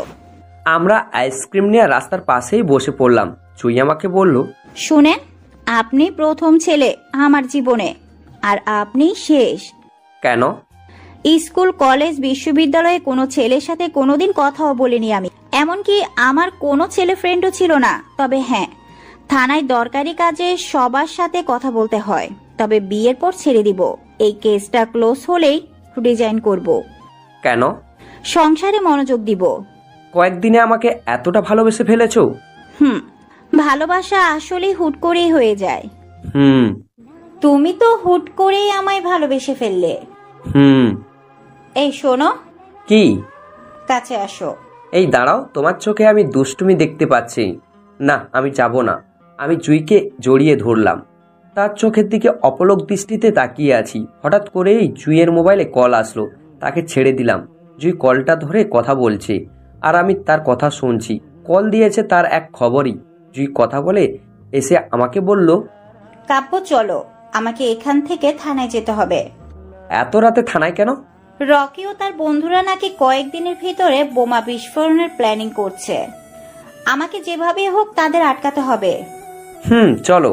তাকে বাসার সামনে দিয়ে এসে চলে আসছিলাম, তখনই জুই আমাকে পিছন থেকে ডাক দিয়ে বলল, এই কাব্য। বলো। জুই তার ঠোঁট জোড়াকে আমার ঠোঁট জোড়ার সাথে এক করে দিল। প্রায় 5 মিনিট পর ছেড়ে দিয়ে বলল, সাবধানে যেও। আচ্ছা। আমিও নিজের আস্তানায় চলে আসলাম। রাফি এসে বসে আছি। আমি রাফিকে বললাম, কি খবর? ভাই, ওরা নাকি পরশু শহরে বোমা বিস্ফোরণ করবে। আমিও দেখি কিভাবে করবে। তুই যা, আর শোন, সাবধানে থাকবি। আচ্ছা ভাই, আসি। রাফি চলে গেল। আমি আমার ছেলেদের ডাক দিলাম, এই কোথায় তোরা? জি ভাই বলেন। কালকের মধ্যে রকিকে আমার সামনে চাই। জি ভাই, তাকে হাজির করব ভাই। ওই সুইং ওদের আমি মাললের সাথেই মারবো। আগে রকির খেলা শেষ করি। আমি বাসায় চলে আসলাম। এদিকে জুই ভাবছে কিভাবে এই বিস্ফোরণ আটকাবে। শহরে ঘনবসতি এলাকায় তারা বিস্ফোরণ করবে, কিন্তু সব জায়গাতে তো মানুষের আনাগোনা। কয় জায়গায় আমরা প্রোটেকশন দিব? না, এইভাবে হবে না। আমাকে ম্যামের সাথে কথা বলতে হবে। সাথে সাথেই আমি ম্যামকে কল দিলাম। রিসিভ হতেই আমি বললাম, ম্যাম, বোমা বিস্ফোরণ আটকানোর কোনো সমাধান পাচ্ছি না। তাহলে রকিকে শেষ করে দাও। কালকে অপারেশন চালাও তার আস্তানা, সবাইকে মেরে ফেলো। Okay ma'am. আমি ফোন রেখে সবাইকে ডাকলাম কালকের অপারেশনের জন্য। সবার সাথে মিটিং করে সিদ্ধান্ত নিলাম কালকেই আমরা রকির আস্তানায় হামলা করব। আমাদের সাথে থাকবে র্যাব। সারা রাত আমরা অক্লান্ত পরিশ্রম করে প্ল্যানিং করলাম। পরের দিন আস্তানায় গিয়ে দেখি রকির সব ছেলেরা মরে পড়ে আছে। পুরো বাড়ি খুঁজেও রকিকে পাওয়া গেল না। কোথায় গেল সে? Black cobra? হ্যাঁ, ব্ল্যাক কোবরাই করেছে এসব। তন্ময় এসে বলল, ম্যাম, পুরো জায়গা সার্চ করেও রকিকে পাওয়া গেল না। পাবে না, ব্ল্যাক কোবরা নিয়ে গেছে ওকে। ম্যাম, তাহলে ভালোই হয়েছে। কি বলছো তন্ময়? একটা মাফিয়াকে শাবাশি দিচ্ছ? সরি ম্যাম, তবে ব্ল্যাক কোবরা কিন্তু কাজটি ভালোই করেছে। আমরা রকিকে ধরলে সে কোনো না কোনোভাবেই ছাড়া পেয়ে যেত, কিন্তু ব্ল্যাক কোবরা তাকে ছাড়বে না। তন্ময়ের কথাটা ঠিক, তাই আমি আর কিছু বললাম না। তবে হ্যাঁ, এই ব্ল্যাক কোবরাকে ধরা খুব জরুরি। মোবাইলে কল আসলো। কল ধরতেই বলল, ম্যাম ভালো আছেন? রকিকে কোথায় নিয়ে গেছো? আমার কাছে হেফাজতে আছি, তবে বেশিক্ষণ না, কয়েক ঘন্টার জন্য। এরপরে সে উপরে। কেন মারছো ওদেরকে? দেশকে স্বাধীনতা দিতেই মারছি। দেশের মানুষকে মেরে দেশপ্রেম দেখাচ্ছ? দেশের মানুষ না, দেশদ্রোহীদের মারছি। আমি তোমাকে ধরেই ছাড়বো। পারবেন না। শুধু শুধু বৃথা চেষ্টা করছেন কেন? তুমি বাঁচবে না। মৃত্যুর ভয় আমার নেই, রাখি। ফোনটা কেটে দিল। 1 ঘন্টার মধ্যে পুরো পুলিশ ফোর্স, আর্মি, র্যাব সকলেই পুরো শহরকে তন্ন তন্ন করে খুঁজেছে, কিন্তু কেউ রকিকে পায়নি। খবরেরাও খবর দিচ্ছে না, কারণ ব্ল্যাক কোবরার খবর যদি কেউ জানেও তাহলে বললেও সে মরবে, এটা তাদের জানা আছে। রকি আমার সামনে বসে আছে, তার নাক মুখ দিয়ে রক্ত পড়ছে। আমাকে দেখে বলল, ভাই ভাই আমাকে মাফ করে দেন, আমার ভুল হয়ে গেছে। অধরাকে মেরেছিস, কিছু বলিনি। আমাকে মারার চেষ্টা করেছিস, তবুও কিছু বলিনি। কিন্তু আমার দেশকে ধ্বংস করার চেষ্টা করেছিস, এবার তুই মর। দেরি না করে পিছন থেকে গুলিটা বের করে 6টা গুলি মেরে দিলাম তাকে। বুক দিয়ে রক্ত ঝরছে, আমার বদলা পূরণ হয়েছে, এইবার সুইংয়ের পালা। আমি ছেলেদের বললাম, এই দেশদ্রোহীর লাশটাকে বীজের ওপর থেকে ঝুলিয়ে দিবি, যাতে ভবিষ্যতে কেউ যেন আমার দেশকে ধ্বংস করার কথা মনেও না আনে। জি ভাই। 3 ঘন্টা পর আমরা সবাই রকির লাশটা পেলাম, ব্রিজের উপরে ঝুলানো। কল আসলো মোবাইলে, প্রধানমন্ত্রী ম্যাম কল দিয়েছেন। তিনি কল দিয়ে বললেন, জুই, ব্ল্যাক কোবরার কেসটা এখানে ক্লোজ করে দাও। কিন্তু ম্যাম, যা বলছি তাই করো। কিছুক্ষণ আগে ব্ল্যাক কোবরা কল দিয়ে বলেছে তার বদলা শেষ, তাকে যেন ডিস্টার্ব না করা হয়। ম্যাম, একজন মাফিয়ার ভয়ে এভাবে করলে চলবে না। জুই, তুমি হাজার চেষ্টা করলেও ব্ল্যাক কোবরাকে ধরতে পারবে না। পারবো ম্যাম। তাহলে শুনো, কেসটা ক্লোজ করে দাও আর সিক্রেট মিশন করো। Mission black cobra. কিভাবে, কোথায়, কেমনে ব্ল্যাক কোবরাকে ধরবে এটাই তোমার বিষয়। তোমাকে সবকিছুর পারমিশন দিলাম, তবে হ্যাঁ সাবধান। আর শুনো, ব্ল্যাক কোবরাকে হয় জীবিত না হয় মৃত ধরবে। Yes ma'am. এবার ব্ল্যাক কোবরাকে ধরবো। ওকে ধরা খুব জরুরি। আমি থানায় আসা মাত্রই কল আসলো। কল আসার সাথে সাথেই তন্ময়কে বললাম, তন্ময়, আমার মোবাইলে যে কলটা এসেছে সেটা ট্রেস করো। জি ম্যাম। আমি কল ধরার সাথে সাথেই বলল, ম্যাম ভালো আছেন? জি মাফিয়া সাহেব। আর কজনকে খুন করবে? আর একজন মাত্র, তবে তাকে এখানে না অন্য কোথাও মারবো। কে সে? সুইং। ওই মালয়েশিয়ান মাফিয়া? কি পান এসব করে? কেনই বা হত্যা করছেন এদেরকে? দেশকে বাঁচাতে। দেশকে বাঁচানোর জন্য হত্যা করবেন? কে দিয়েছে এই অধিকার? ব্ল্যাক কোবরাকে কেউ অধিকার দেয় না, সে নিজের অধিকার আদায় করে নেয়। তন্ময় এসে বলল, ম্যাম কল ট্রেস হয়েছে। কোথায়? ম্যাম কয়েক কিলোমিটার দূরে। গাড়ি নিয়ে চলো। জি ম্যাম। পুরো পুলিশ ফোর্স নিয়ে আমরা যাচ্ছি ব্ল্যাক কোবরাকে ধরতে। সে কিন্তু এখনো লাইনে আছে, কথা হচ্ছে তার সাথে। আমি ওকে বলছি, তো কাব্য সাহেব, আপনার বদলা তো নিয়ে নিয়েছেন। আমার বদলা নিলে রকিকে এত সহজে মারতাম না, তিলে তিলে কষ্ট দিয়ে মারতাম। এতটা নিঃশংস আপনি? না, তবে দেশের কথা আসলে আমাকে হতে হয়। খালি দেশ দেশ করবেন না, আপনার যেমন অধিকার আছে বাকিদেরও আছে, হোক সে খুনি অথবা মাফিয়া। তাই বুঝি, ভালো থাকবেন। কলটা কেটে দিল আর আমরাও চলে এসেছি লোকেশনে, একটা বাজারের মধ্যে। পুলিশ ফোর্স আর র্যাব মিলে পুরো বাজার ঘিরে ফেললো। তন্ময়কে বললাম, তন্ময় লোকেশন কোথায়? ম্যাম এই বাজারে, সামনের দিকে। চলো। সামনের দিকে গেলাম। বাজারের এক কোনায় গিয়ে তন্ময়কে বললাম, এই নাম্বারে কল দাও। তন্ময় কল করলো। সামনের একটা লোক কলটা ধরলো। আমি তাকে পেছন থেকে গিয়ে আমার বন্দুকটা তার পিঠে ধরেই বললাম, আপনার খেলা শেষ ব্ল্যাক কোবরা। সরি কাব্য সাহেব। লোকটি পেছনে ফিরে আমি আর বাকিরা সবাই থবনে গেলাম। একটা 60 থেকে 65 বছরের বুড়ো লোক আমাকে গান হাতে দেখে ভয়ে কাঁপাকাঁপি শুরু করলো। আমি ওনাকে বললাম, আপনাকে এই মোবাইল কে দিয়েছে? কেউ না, আমি মাটিতে পেয়েছি। Oh shit! তন্ময়, সে আবার আমাদের ধোকা দিয়েছে। কিন্তু ম্যাম সে তো আর এই বাজার থেকে উদা হয়ে যায়নি, তাকে ধরতে পারবো? কি পাগলের মতো কথা বলছো? তাকে কিভাবে ধরবে? তাকে কি তুমি দেখেছো নাকি? না ম্যাম, সরি, আমার মাথায় ছিল না। ড্যাম ইট, একটা সুযোগ হাতছাড়া হয়ে গেল। ম্যাম এখন কি করব? ফিরে চলো সবাই। জি ম্যাম। আমি গাড়ির দিকে যাচ্ছিলাম, তখন পেছন থেকে ডাক আসলো, এই যে জুই ম্যাডাম, কেমন আছেন? পিছনে ফিরে দেখি কাব্য। ও ওকে দেখে মন খারাপ হয়ে গেল। মুখটা এতটা মায়াবী যে আমি তন্ময়কে বললাম, তোমরা সবাই থানায় যাও, আমি একটু পর আসতেছি। জি ম্যাম। আমি কাব্যর কাছে গিয়ে বললাম, তুমি এখানে কেন? বাজার করতে এসেছি। একা থাকি, একা রান্না করতে হয়। কবে যে তুমি আসবে আমার বউ হয়ে? ধৈর্য ধরো, কেসটা শেষ হলেই আসবো। আপনাকে কিন্তু অনেক মিস করছিলাম। মিস না ছাই, এতই যদি মিস করতে তাহলে ফোন দাওনি কেন? আপনি তো বিজি ছিলেন। এখানে কেন এসেছো? ওই ব্ল্যাক কোবরাকে ধরতে। কি সে এখানে? আরে ভয় পাচ্ছ কেন? সে অযথা কাউকে মারে না। টিভিতে দেখলাম রকি মস্তানকেও খুন করেছে সে। আরে ওইসব খুনিদের তো মারে সে, নিরহদের না। আর ভয় পাওয়ার কি আছে? আমি আছি না। তাই? বাজার করা শেষ তোমার? হ্যাঁ। তাহলে চলো, তোমাকে বাসায় নামিয়ে দিয়ে আসি। আমি কাব্যকে তার বাসার সামনে নামিয়ে দিলাম। কাব্য বলল, চলো ভিতরে এক কাপ চা খাবে? না, অন্য কোনো দিন। আর হ্যাঁ, চা খাই না, আমি কফি খাই। তাহলে আসো। এখন না, এখন আমাকে থানায় যেতে হবে, অন্য একদিন। আচ্ছা এই শোনো, বেশি চাপ নিও না আবার।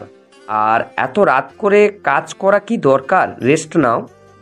আগে ওই ব্ল্যাক কোবরাকে ধরি, তারপর। ওকে ধরা কি এত সহজ? মানে?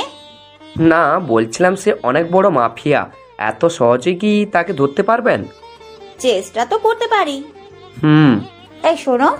কি? কিছু না। আরে বলো কি? সামনের শুক্রবারে আমি আসবো তোমার বাসায়। সমস্যা নেই, এইটা এখন তোমারও বাসা। আমার হবু বউ বলে কথা। হ্যাঁ, আচ্ছা আসি। আচ্ছা। সাবধানে থেকো আর আমাকে কল দিও। আচ্ছা। আমি থানায় আসলাম, মাথাটা কাজ করছে না। এভাবে কয়টা দিন কেটে গেল। রাত দিন খুঁজো ব্ল্যাক কোবরাকে ধরার কোনো ক্লু পেলাম না। হঠাৎ তন্ময় এসে বলল, ম্যাম একটি ভিডিও ফুটেজ পেয়েছি। এতে এমন কি আছে? একজন লোককে প্রায় সময় আর্য রাজু রকির বাড়ির সামনে ঘুরতে দেখা গেছে। দেখি কে সে। তন্ময় ফুটেজ দেখালো। ফুটেজ দেখে আমার পায়ের তলার মাটি সরে গেল। এটা যে কাব্য, আমার কাব্য। তার মানে কি সেই ব্ল্যাক কোবরা? না, এটা হতে পারে না। আমি তন্ময়কে বললাম, কি বলছো এসব? জানো সে কে? জি ম্যাম, আপনার পরিচিত, কাব্য নাম তার। ম্যাম প্রথমে আমিও দেখে অবাক হয়েছি, এখন কি করব ম্যাম? আর আপনার কি একটিবারের জন্য মনে হলো না এই কাব্য হলো সেই কাব্য যাকে ব্ল্যাক কোবরা নামে চিনি আমরা? Tanmoy, stop this. ম্যাম এইটা কিন্তু বড় ক্লু, এখন কি করব বলেন? আমি দোটানায় পড়ে গেলাম। একদিকে কাব্য, অন্যদিকে ব্ল্যাক কোবরা। যদি কাব্যই ব্ল্যাক কোবরা হয় তাহলে আমার ভালোবাসা শেষ। এছাড়া ব্ল্যাক কোবরাকে আমার ধরা খুব দরকার। একদিকে আমার ভালোবাসা, অন্যদিকে আমার পুলিশ ইউনিফর্ম। না, আগে আমার কাজ। আমি তন্ময়কে বললাম, তাকে ধরে নিয়ে এসে জিজ্ঞাসাবাদ করো। জি ম্যাম। আমি চলে আসলাম বাসায়। আমার দ্বারা সম্ভব না। নিজের ভালোবাসার মানুষকে নিজের চোখের সামনে মার খেতে দেখা খুব কষ্টের। পুলিশের জিজ্ঞাসাবাদ মানে হলো 3rd ডিগ্রি টর্চার। আমি কিভাবে সহ্য করব? সারা রাত আমার ঘুম হয়নি, চোখের পাতা এক করতে পারিনি। থানায় কেউ জানে না কাব্যকে আমি ভালোবাসি। তারা জানে এই সেই যে আমাকে বাঁচিয়েছে। পরের দিন থানায় গেলাম আমি। কাব্যকে জেলের ভিতরে রাখা হয়েছে। সে অজ্ঞান অবস্থায় পড়ে আছে। ওকে দেখে ইচ্ছে হচ্ছে নিজের কলিজাটা ছিঁড়ে ফেলি। এতটা কষ্ট হচ্ছে আমার। চোখ দিয়ে 2 ফোঁটা অশ্রু গড়িয়ে পড়ল। তন্ময় এসে বলল, ম্যাম সারা রাত পিটাইছি কুত্তাকে, কিন্তু সে একটা কথাই বলছে। কি? সে রকি, আরুজ, রাজু কাউকে চিনে না। সে শুধু ওইখানে নাকি টিউশনি করানোর জন্য গেছে। খবর নিয়েছো? কথাটা সত্যি নাকি মিথ্যা? হ্যাঁ ম্যাম, কথাটা সত্য। এবার আর রাগকে কন্ট্রোল করতে না পেরে তন্ময়কে কষে একটা থাপ্পড় মেরে বললাম, সত্যিটা জানার পরেও কোন সাহসে তাকে এখানে আটকে রেখেছেন? ম্যাম আমাদের সন্দেহ হয়েছে তাই। চুপ ইডিয়েট! একজন পাবলিককে এভাবে এনে পেটানোর কি ভালো? যাও, ওকে হাসপাতালে নিয়ে যাও এখনই। জি ম্যাম। তন্ময় কাব্যকে নিয়ে হাসপাতালে গেল। এদিকে আমি নিজের কেবিনে এসে কাঁদছি। আমার জন্য কাব্য আজকে এতটা কষ্ট পেয়েছে। শুধু শুধু তাকে ভুল বুঝেছি, নিজেরই এখন কষ্ট হচ্ছে। এই চাকরি আমি আর করব না। যেই চাকরির জন্য নিজের ভালোবাসার মানুষ অযথা কষ্ট পায়, সেই চাকরি আমি করব না। কয়েকদিনের মধ্যে আমি রিজাইন করব, তারপর কাব্যকে বিয়ে করে আরামে সংসার করব। এসব চাকরি আমার চাই না, আমার কাব্যকে চাই। আমি চাকরি করব না। এসব ভাবতে ভাবতে আমি থানা থেকে হাসপাতালে গেলাম। হাসপাতালে এসে কাব্যকে দেখে নিজেকে শেষ করে দিতে ইচ্ছে হচ্ছে। কেন আমি ওকে ধরে আনতে বলেছি। আমি ভিতরে গেলাম। কাব্য আমাকে দেখে বলল, আরে তুমি কাঁদছো কেন? আমি ওকে জড়িয়ে ধরে কেঁদেই বললাম, আমার জন্য তোমার এত কষ্ট সহ্য করতে হয়েছে, আমাকে মাফ করে দাও প্লিজ। আরে পাগলি, আমার কিছুই হয়নি, আর এইটা তোমার দায়িত্ব। তোমার চাকরিটাই এমন, আমার কোনো কষ্ট হচ্ছে না। আমাকে মাফ করে দিও, আমি চাকরি থেকে রিজাইন করব। কেন? আমি চাই না এমন চাকরি, আমি তোমার সাথে সংসার করব। আরে পাগলি, চাকরি কেন ছাড়বি? আমি সিদ্ধান্ত নিয়েছি তাই। আমি বাধা দিব না, তবে চাকরি না ছাড়াই ভালো হবে। না, আমি করব না। এটা তোমার ইচ্ছে। আচ্ছা, আমি আসি, রাতে আবার আসবো। এই কাছে আসো। বলো। আরো কাছে আসো। আমি আসছি, এবার বলো। আমার কাছে আসতেই আমি ওকে জড়িয়ে ধরে গালে একটা দিলাম। জুই লজ্জা পেয়ে বলল, অসভ্য কোথাকার। শুধু তোমার। আমি রাতে আসবো। আচ্ছা। আমি চলে আসলাম থানায়। থানায় এসে নিজের রিজাইন লেটারটা লিখে জমা দিয়ে চলে আসলাম। ব্ল্যাক কোবরাকে আমি আর ফলো করব না, সে এখন মুক্ত। অন্য কেউ চেষ্টা করবে তাকে ধরার। আমি রাতের কাব্যর কাছে গেলাম। সে শুয়েই ছিল। আমি তার মাথার কাছে গিয়ে বসে তার মাথায় হাত বুলাচ্ছিলাম। হঠাৎ করে খেয়াল করলাম কাব্য আমার দিকে অপলক দৃষ্টিতে তাকিয়ে আছে। আমি বললাম, কি হয়েছে? কি দেখছো এভাবে? তোমাকে। কেন? সুন্দর লাগছে তাই। মিথ্যা। সত্যি বলছি। হয়েছে, এবার উঠো, খাবার খাবে। তুমি খাইয়ে দিলে খাবো। আচ্ছা, আমি কাব্যকে খাইয়ে দিচ্ছি। এমন সময় সে আমার আঙ্গুলে কামড় দিয়ে দিল। আমি ওকে বললাম, কি হয়েছে, এভাবে কামড় দিয়েছো কেন? কই কামড় দিলাম? তাহলে তুমি খাওনি সাথে? সরি রাজকুমারী। রাজকুমারী কেন? তুমি কোথায় কোথায় রাগ করো তাই। ওই কুত্তা, কি বললি? আমি রাগ করি? তাহলে যা, তুই থাক, আমি গেলাম। এই দেখো, আবার রাগ করছো। খাও এবার। হঠাৎ কাব্য আমার দিকে এক লোকমা ভাত এগিয়ে দিয়ে বলল, তুমি খাও এবার। আমি খাচ্ছি, আর কাব্য প্রাণ ভরে দেখছে। পরের দিন কাব্যকে ছেড়ে দিল। ছেড়ে দেওয়ার পরপরই কাব্য বলল, জুই, আমাকে কয়েকদিনের জন্য দেশের বাইরে যেতে হবে। কেন কেন?